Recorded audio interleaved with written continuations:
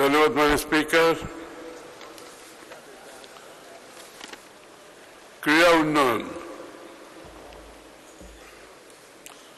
ক্রীড়া খাতকে শুধু বিনোদন নয় বরং ক্রিয়েটিভ অর্থনীতির অধীনে আয় ও কর্মসংস্থানমুখী একটি পূর্ণাঙ্গ অর্থনৈতিক খাত হিসেবে গড়ে তোলা হবে।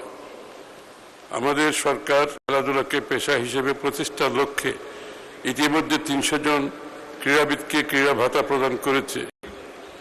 আমরা ৬৪ জেলায় স্পোর্টস ভিলেজ নির্মাণের উদ্যোগ গ্রহণ করেছি।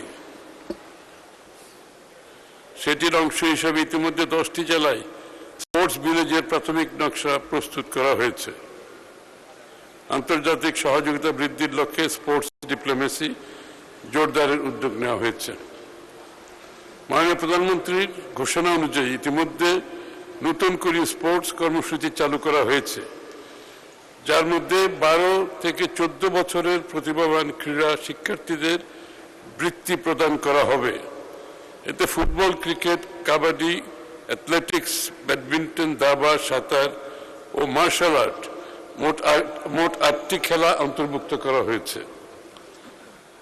নতুন করে স্পোর্টসে সারা দেশ থেকে 1,21,492 জন কিশোর ও 47,130 জন কিশোরী সহ মোট 1,68,622 জন খেলোয়াড় নিবন্ধন করেছে।